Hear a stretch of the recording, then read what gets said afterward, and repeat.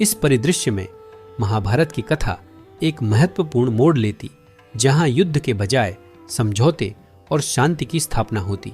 यह दिखाता है कि एक छोटे से समझौते से कैसे बड़े पैमाने पर विनाश से बचा जा सकता था और सभी के लिए एक बेहतर भविष्य सुनिश्चित किया जा सकता था।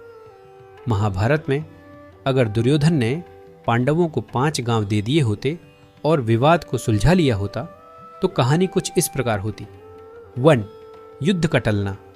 अगर दुर्योधन ने पांडवों को 5 गांव दे दिए होते तो महाभारत का महान युद्ध टल सकता था।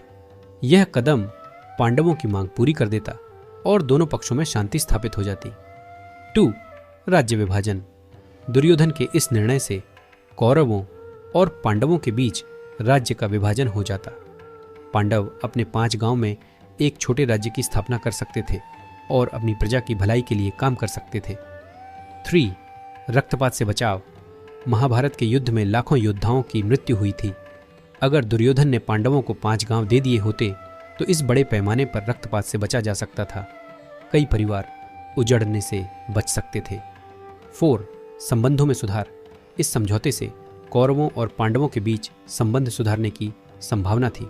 युधिष्ठिर और उनके भाई, जो हमेशा धर्म का पालन करते थे, दुर्योधन के इस कदम की सराहना करते और दोनों परिवारों के बीच शांति और सद्भावना स्थापित होती।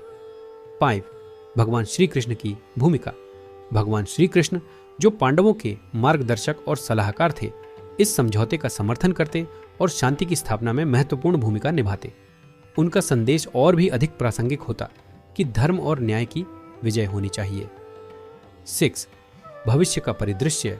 इस समझौते के परिणाम स्वरूप हस्तिनापुर और पांडवों के नए राज्य के बीच एक संतुलित संबंध विकसित होता। दोनों पक्ष अपने अपने क्षेत्रों में प्रगति और विकास कर सकते थे। पांडवों की नीतियों और धर्मपरायणता से उनके राज्य में समृद्धि आती।